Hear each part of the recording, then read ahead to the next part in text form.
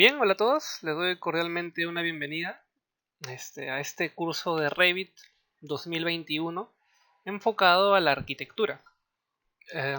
Muy bien, bueno, quien les habla, pues yo soy Jorge Gómez Ochoa, soy un coordinador BIM, egresado de la Facultad de Arquitectura y Urbanismo de la Universidad Ricardo Palma, aquí en Lima, Perú. Y bueno, primero hay que recalcar un poco que este curso no es un curso que yo haya tenido planeado. Sí soy docente de Revit y sobre todo sobre la implementación de metodología BIM, pero este curso en específico para YouTube es algo que me vino a la mente ahora que estamos en épocas de cuarentena y compartir conocimiento es algo muy bueno, y además con los comentarios que quizá voy a recibir en este video ya veré viendo más ideas sobre qué se podría hacer y compartir conocimiento entre todos. Más o menos la metodología que voy a hacer es, voy a subir videos periódicamente explicando herramientas de Revit, cómo usarlas, en problemas frecuentes que surgen cuando los usamos y también cómo solucionarlos, ya que creo que esto es algo muy importante.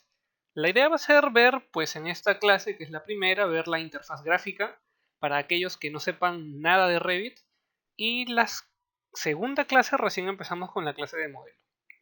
Más o menos la idea del orden va a ser que primero vamos a aprender a hacer muros, luego pisos, luego techos, luego falsos techos o cielo raso, dependiendo cómo lo conozcan ustedes, un modelo de escaleras, rampas, y ver cómo editar familias, crear familias, edición de parámetros, en modificación visual, cotas, hacer parámetros compartidos y cualquier otra cosa que nos venga a la mente.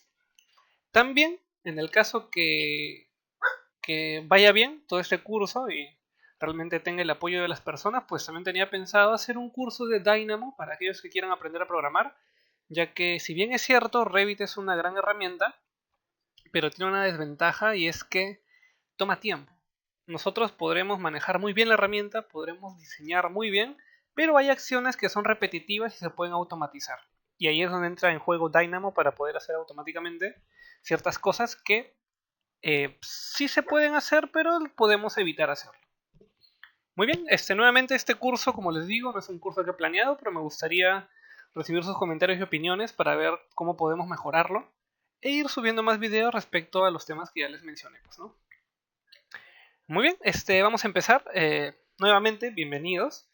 En este caso, la versión con la que estoy trabajando es Revit 2021, aprovechando que es la última que ha salido y ver todas las novedades que hay. Así que bien, esta es la interfaz gráfica, es decir, cuando abras Revit 2021, esto es lo que vas a ver tal cual, pero voy a omitir una parte que es la configuración visual de interfaz, que es una nueva herramienta que tiene Revit 2021. Lo estoy omitiendo porque no lo considero un cambio tan relevante, en realidad es un cambio muy insignificante, yo esperaba algo más, pero bueno, de todas formas en el video voy a citar el link de la misma Autodesk para que vean más o menos cuál es esa novedad. Muy bien, cada vez que abramos Revit vamos a ver esta interfaz. Esta interfaz está separada en dos ámbitos, que los pueden ver aquí. Uno es el ámbito de modelo y otro es el ámbito de familia. El ámbito de modelo concierne a todos los proyectos que nosotros vayamos a realizar, sea proyecto o plantilla, porque plantillas también me han aparecido.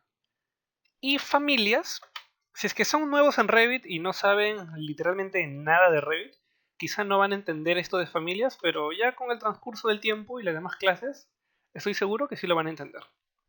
Pero tienen que saber que Revit es un programa que maneja muchísima información, y así como maneja muchísima información, esa información debe organizarla. Y una forma de organización pues son las familias. Muy bien. Vamos a abrir este ejemplo que dice proyecto de arquitectura de ejemplo, justamente el sample de muestra, y le damos un clic. Muy bien. Cada vez que ustedes abran Revit, pues van a tener, o un proyecto mejor dicho, van a tener esta interfaz. Esta interfaz se la voy a explicar a profundidad en cierta manera, ya que esta primera clase es de interfaz. Muy bien, ¿qué encontramos aquí? En primer lugar, encontramos en la parte superior lo que se conoce como la barra de acceso rápido. ¿Está bien? Esta barra de acceso rápido tiene herramientas que son las que Autodesk de por sí ha elegido por ti como las herramientas que son más comunes a utilizar. Es decir, las herramientas más típicas van a estar aquí. En lo personal yo no estoy tan de acuerdo porque no suelo usar mucho estas herramientas, yo manejo todo por comando. Pero aquí está. Esta barra de acceso rápido también las puedes desplazar abajo si es que te incomoda tenerlo ahí. Es tan sencillo como darle clic aquí y ponerle mostrar debajo de la cinta de ribbons. Y ya está. Pueden ver que se ha movido aquí. En lo personal esto no me gusta porque a veces quiero dar clic aquí o algo por el estilo y me equivoco y toco lo de abajo. Así que a mí me gusta siempre tenerlo arriba. Me parece más cómodo.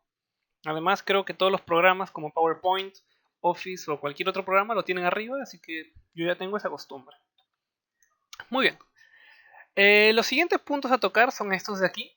Que quizá cuando eres muy nuevo en programas tú le dices pestaña o pestañita o herramientas. Por ejemplo, la pestaña arquitectura, pestaña estructuras.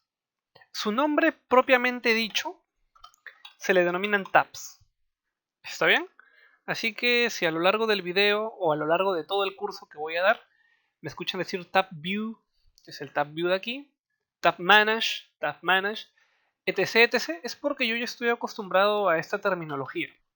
Si ustedes quieren dar a futuro el examen de Autodesk, les sugiero que se aprendan esta metodología porque si lo van a dar en inglés, les van a hablar con la terminología y tienen que entenderla, pues, ¿no?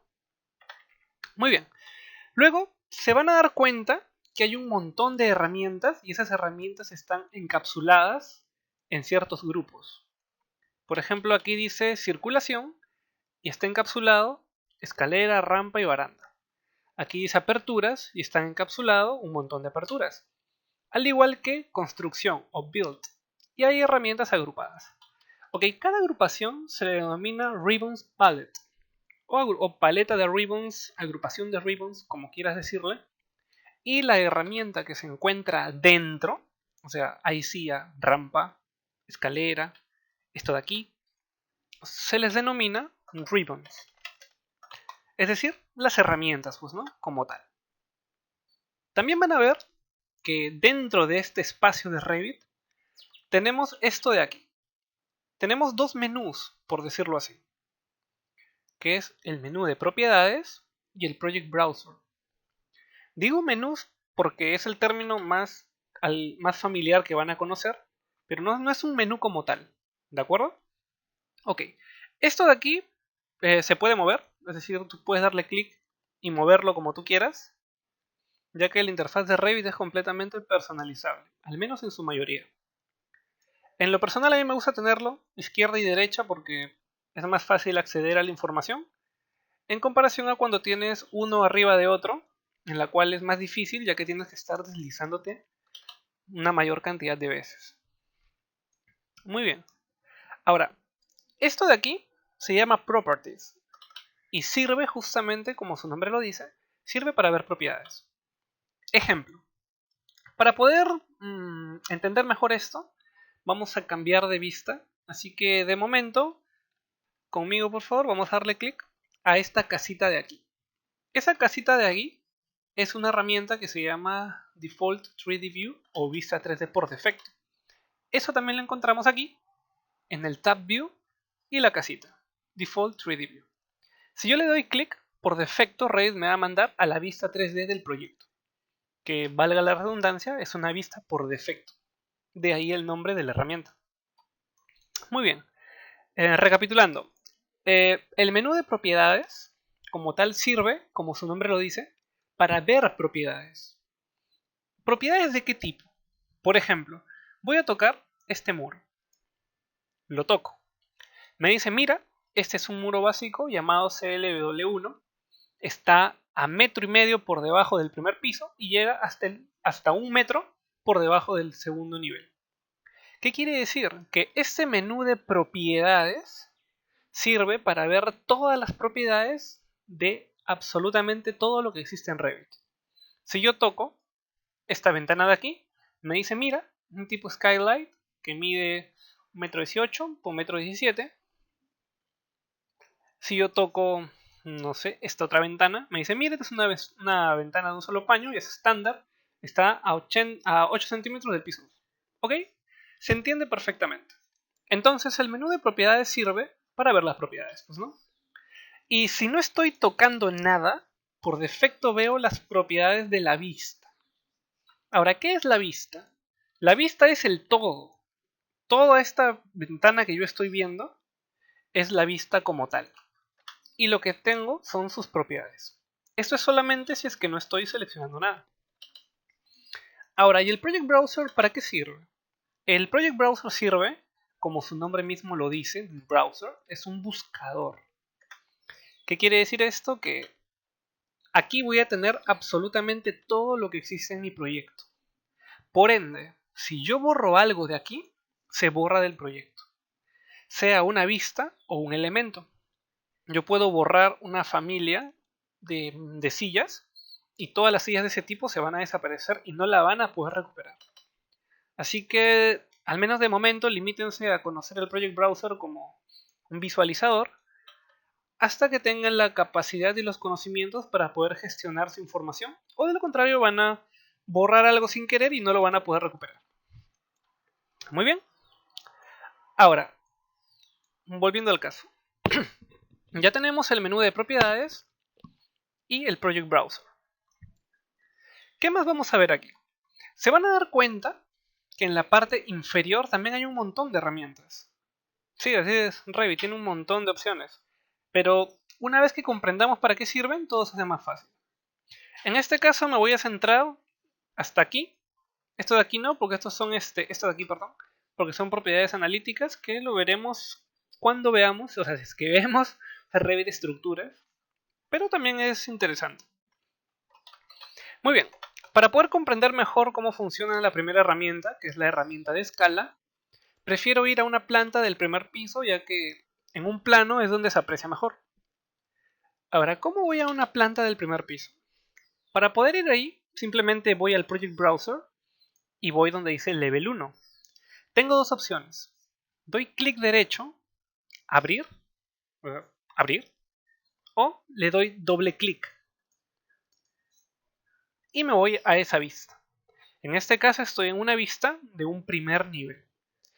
Esto funciona para todo, por cierto. Si quiero irme a un segundo nivel, doy doble clic. Y así con todas las vistas que hay. Sea una elevación, sea una vista 3D, lo que tú quieras. Doble clic y Revit te va a mostrar esa vista. Muy bien. Ahora, vamos a ver estas propiedades visuales que les había mencionado, como lo es la escala. La escala en Revit, si bien es cierto, absolutamente todo lo que manejemos de manera gráfica tiene escala. ¿Qué quiere decir? Que si yo hago un proyecto y de ese proyecto voy a sacar un plano, pues ese plano tarde o temprano lo voy a tener que representar de manera física. Sea o bien hasta digital, como un PDF, o imprimiéndolo en una lámina A0, A1, dependiendo de la que ustedes quieran. Y para poder representarlo de manera física necesito manejar una escala. Si ustedes ya conocen AutoCAD, deben saber que ver la escala en AutoCAD no es difícil, pero es trabajoso, porque se mueve todo, pues, ¿no? Tienes que tener una escala, tienes que tener un tipo de texto para cierta escala, otro tipo de texto para otra escala, y asegurarte que lo estás cuadrando bien, sobre todo si trabajas con layout. Pero en Revit es tan sencillo como darle clic y mover la escala. Y ya está, se cambia la escala. Si quiero 1 en 100, le doy clic 1 en 100 y vuelve a 1 en 100. Entonces la escala cambia automáticamente. No obstante, si son observadores, se van a dar cuenta que si yo le cambio una escala, por ejemplo, voy a exagerar para que se note, 1 en 500, pasa esto y se ve horrible. Ahora, si son nuevos en Revit, quizá no sepan por qué sucede, pero esto sucede por una sencilla razón. Muchos piensan que al cambiar la escala, el texto cambia de tamaño. ¿Lo ven? Por ejemplo, aquí le puse una escala grande como es 1 en 5 y el texto se hizo chiquitito. Ahora, el problema no es que el texto se haga chiquitito. Miren, lo voy a volver a 1 en 200. El problema está en que el modelo, es decir, todo el proyecto, es el que cambia la escala. Los textos nunca se escalan en Revit, los textos se quedan tal cual. ¿Qué quiere decir? Que si en 1 en 100 mi texto se ve perfectamente, en 1 en 50 se va a leer exactamente igual. No va a estar afectado por la escala. se va a ver exactamente igual. Y esto es algo que quiero recalcar porque muchos se asustan. Por ejemplo, lo pongo en 50 y se hace más chiquito. Y lo que hacen es editan el texto y lo hacen más grande. Eso no funciona así en Revit, ¿de acuerdo? Que se les quede clarito que los textos en Revit siempre son estáticos y siempre mantienen la dimensión que ustedes les han puesto. ¿De acuerdo? Si te parece muy grande el texto, quizá no es que sea muy grande el texto, sino que tu escala no es la adecuada. Muy bien. Ahora, otro punto a recalcar es que así como podemos modificar la escala, también podemos modificar el nivel de detalle. ¿Qué es el nivel de detalle? Por ejemplo, yo me puedo acercar aquí y puedo ver un muro, que es este muro de aquí, y ese muro tiene capas. Esas capas que yo puedo visualizar me indican que estoy viendo el muro en un cierto nivel de detalle. Quizá no fino, pero en un detalle que me permite ver las capas. ¿Qué pasa si yo le bajo el detalle al mínimo? Uy, se desapareció las capas. Ya no muestra las capas los muros. Y algunos hasta se pintaron de negro. Esto ya es configuración visual, no les puedo decir que siempre va a ser así, porque depende mucho de cómo configuras tu proyecto. Y por el contrario, si le subo la escala a fino, ya puedo visualizar las capas. Eso es lo que hace el nivel de detalle. Lo que va a hacer es pulir gráficamente los elementos que yo he modelado con el fin de representarlos de una manera más detallada. Obviamente en una planta arquitectónica típica en la cual no es detalle, pues lo usual es que lo usemos así, pues no, para que se vea una línea continua, salvo que por cuestiones de proyecto sí se necesite. Muy bien, para poder continuar con la explicación, vamos a volver a un 3D. Vamos nuevamente a la casita, ¿saben la casita? Para poder continuar. Así como yo puedo cambiar la escala y el nivel de detalle, también puedo modificar las propiedades visuales del 3D. Ojo, esto que lo haga en 3D no quiere decir que no se pueda hacer en una planta. Aplica para todo. Solo que por cuestiones didácticas, en un 3D se va a entender mucho mejor. Muy bien. Si ustedes manejan AutoCAD 3D, esto lo van a entender en una porque es prácticamente lo mismo. Muy bien. El primer modo es el modo Wireframe, que es esto de aquí. Estos son los únicos modos. En Revit 2020 y anteriores había un modo más, que se llamaba el modo Ray Trace. Ray Trace, o Tracing, como quieran decirlo, que es un modo de renderizado en tiempo real. Lo han quitado y yo supongo que es porque realmente ahorita no hay tecnología en el mundo que pueda correr el Ray Tracing 100% real. En videojuegos ya se está haciendo, pero todavía es muy básico, ya que los videojuegos con Ray Tracing lo que hacen es pre-renderizan y en tu PC cuando lo juegas, pues recién termina el render, o sea, no es en tiempo real como tal. Y en Revit sí lo tenía, el problema estaba en que era muy lento y al final nadie lo usaba, entonces yo supongo que por eso lo han quitado. Pero bueno, vamos a ir al modo Wireframe. El modo Wireframe como tal es un modo alámbrico, entre comillas, en el cual vemos todas las aristas de los volúmenes, pero no los planos que generan, por lo que se ve como una especie de rayos X. ¿Lo ven? Ok. Luego tenemos el modo Hidden Line, o línea oculta, que es un modo en el que las líneas ya generan superficies, generando el volumen. En lo personal este modo me gusta mucho, pero consume mucha memoria. O sea, cuando trabajas con proyectos grandes, este modo llega a ser incómodo. Luego tenemos el modo Shaded, que es el modo de aquí, en el cual vemos todo así sombreadito, pintadito, bien bacán. Y tenemos el modo colores consistentes. Ahora, ¿cuál es la diferencia exactamente entre este modo Shaded y el modo colores consistentes? Si tienen ojo de proyectista o un buen ojo, se van a dar cuenta que en el modo Shaded hay superficies con un color, esta con un color similar, pero un plano diferente es más oscuro. Entonces nos permite comprender mejor la profundidad. No obstante, en el modo colores consistentes, plano, sea el que sea, tienen el mismo tono, por lo que a veces es difícil comprender la profundidad, pero como es una isometría se entiende perfectamente. ¿Cuál uso yo para trabajar o desarrollar mis proyectitos por ahí? Bueno, pues yo prefiero trabajar en modo colores consistentes. O el shaded, cualquiera de los dos. Dependiendo del proyecto, ¿no? Cuál es más cómodo visualmente. Y así como tenemos el modo shaded, tenemos el modo realista. El modo realista como tal es un modo en el cual ya podemos, en nuestro modelo 3D, visualizar las texturas del material como tal y entre esas muchas otras cosas. ¿Ok? Ya está. ¿Lo ven? Ahí se ve el pastito. Si me acerco al concreto, se ve el concreto. ¿Lo ven? Acá hay otro. Acá hay otro.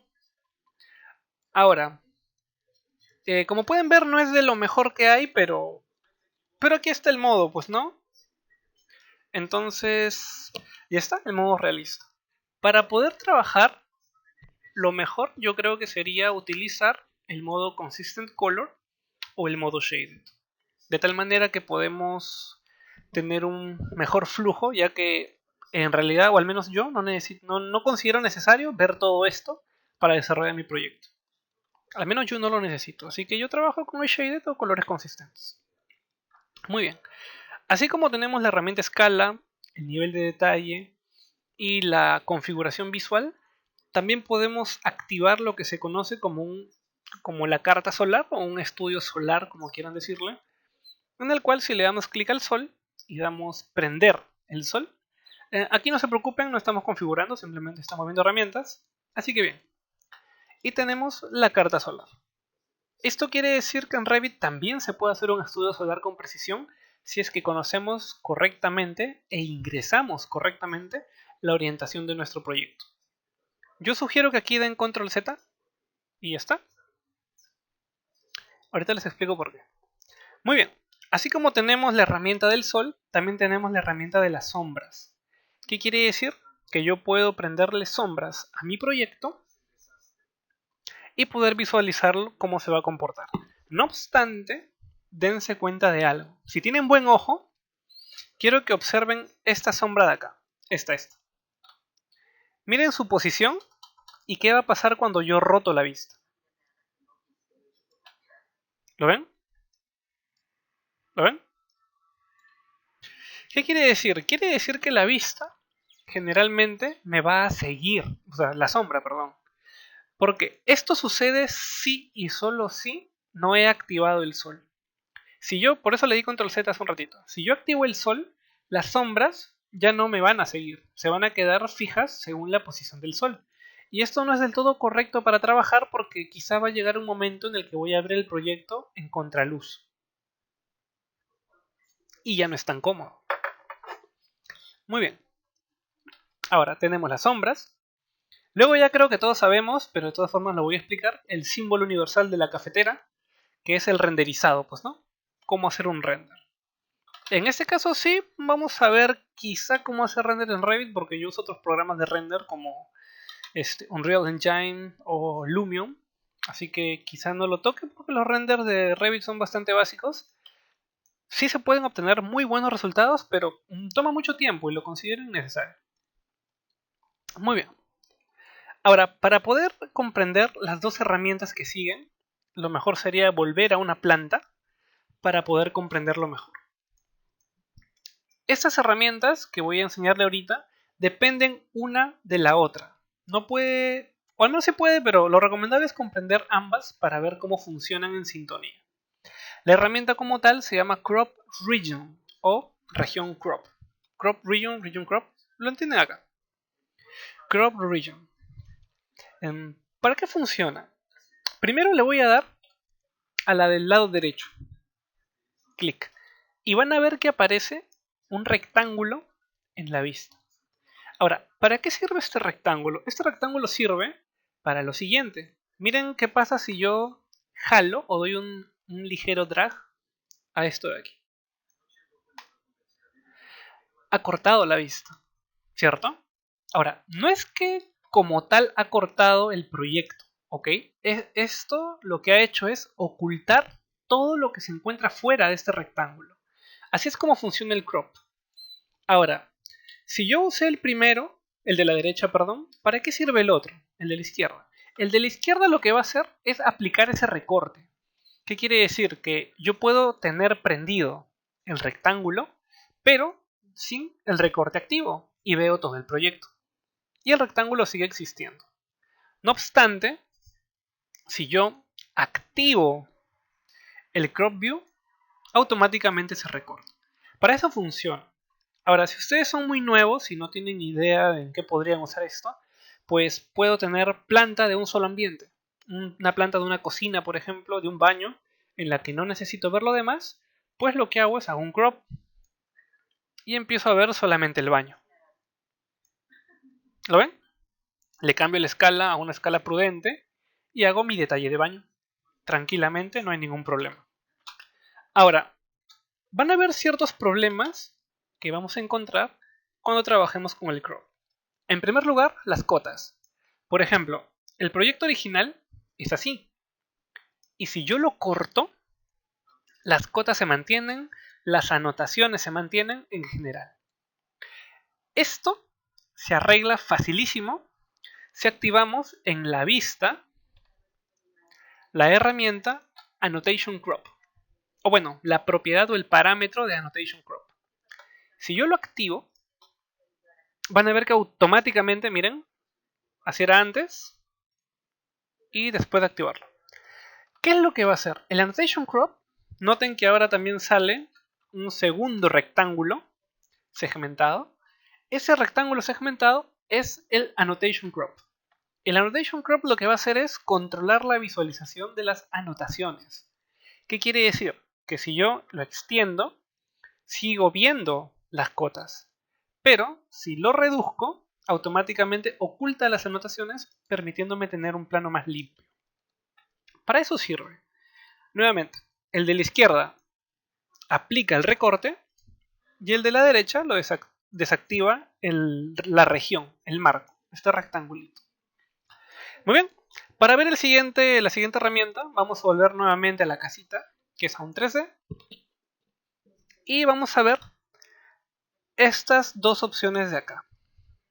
Estas dos de aquí. Muy bien.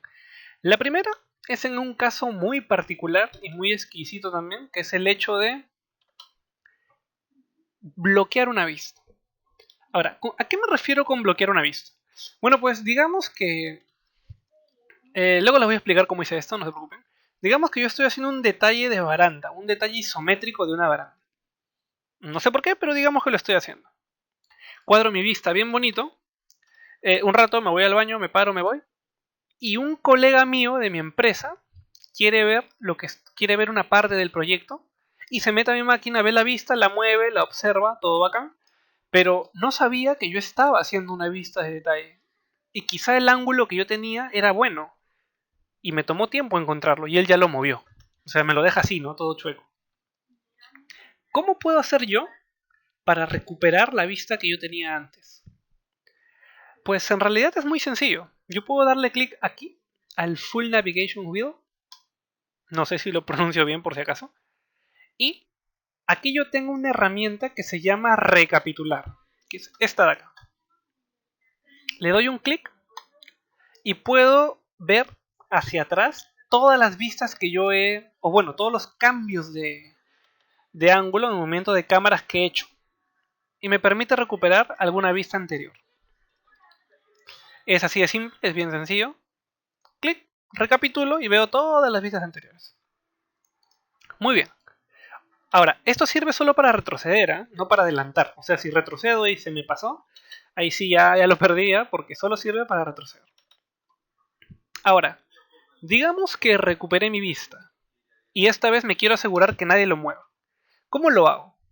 Vengo a esta herramienta, que es justo la que les voy a enseñar, le doy un clic y le pongo grabar orientación y bloquear vista. Y me va a pedir un nombre para la vista. Yo le puedo poner isometría de baranda, no lo sé. ¿Ok?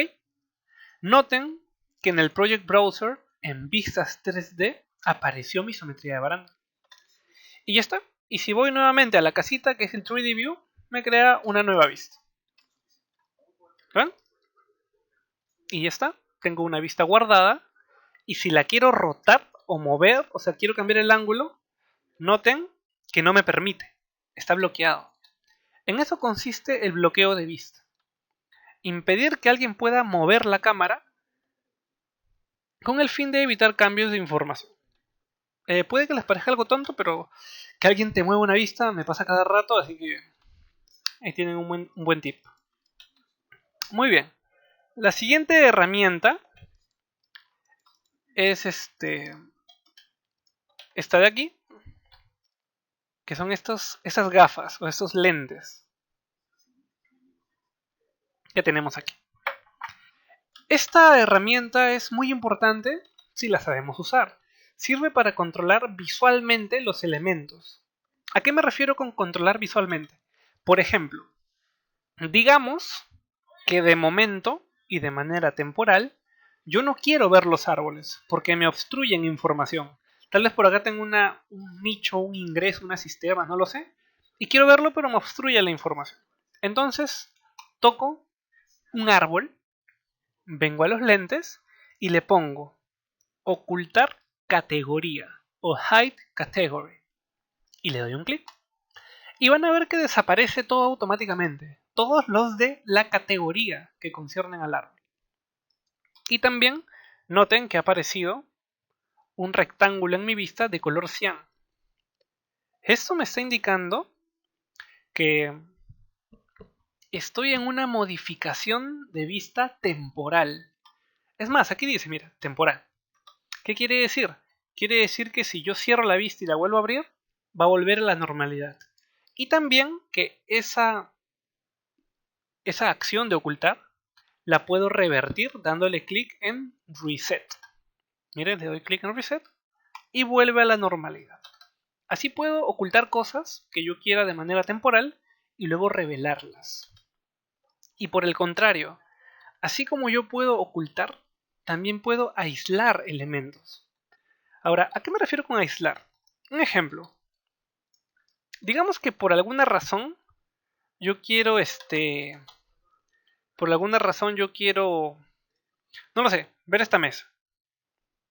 Ya está. Y solo quiero ver lo que está, todas estas cositas que he seleccionado. Bueno, pues toco los lentes y le pongo aislar elementos o isolate elements. Y ya está. Y solo veo los elementos que he tocado. Nuevamente tenemos todo el marco color cian. Ahí. Y ya está. Veo, lo modifico quizá, veo sus detallitos. Y cuando ya quiero volver a mi proyecto completo, pues reset y vuelvo a mi proyecto completo. Eso es muy útil nuevamente si lo sabemos usar. De tal manera que podemos trabajar de una manera más cómoda. Ahora, ¿qué pasa si por el contrario, en lugar de que esta acción de ocultar sea permanente? Es decir, quiero ocultar todos los árboles, pero para siempre. No quiero que se vean. Y tampoco los quiero borrar. Porque en mis planos, o sea, si yo tengo un plano, en mis planos sí se ve el árbol. Entonces yo no lo quiero borrar. Solo quiero que no se vean en el 3D. Entonces, toco un elemento, voy a los lentecitos y le pongo Hide Category, ocultar categoría. Y se oculta toda la categoría de los árboles. ¿Está bien? En realidad todas las categorías de plantas. Así que con categorías, si por ahí hay alguna planta, también se va a ocultar.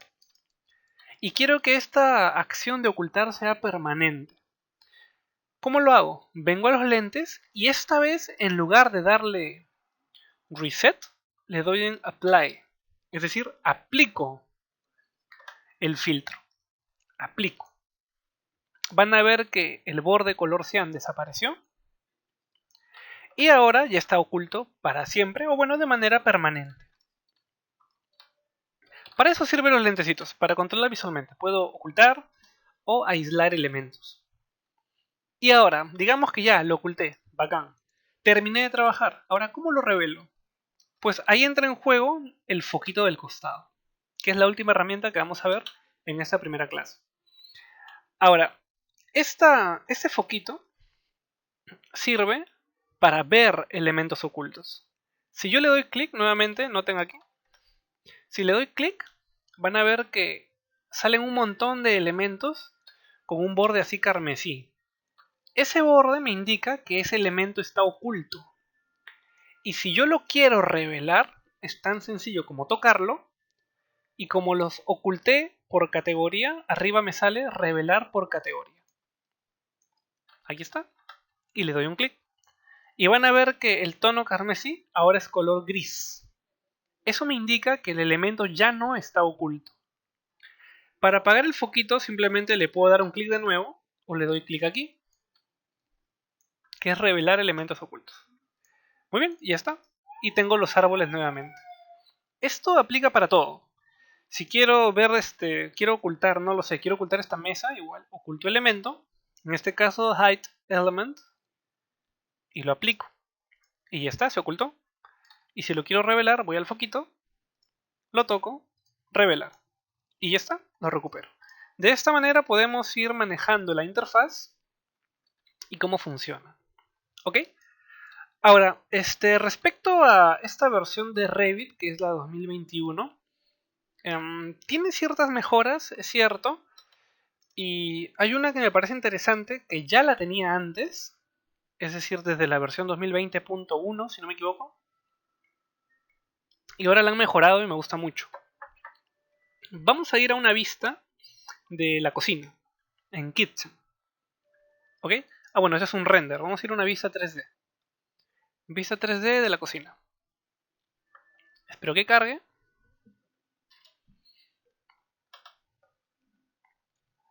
Y ya está. Aquí lo tenemos. Esto es una vista de la cocina, ¿está bien? Como pueden ver, esta vista está bloqueada, así que la vamos a desbloquear. Le doy un clic y le doy Unlock. Y ni bien yo desbloqueé la vista, van a ver que me aparece un avión de papel.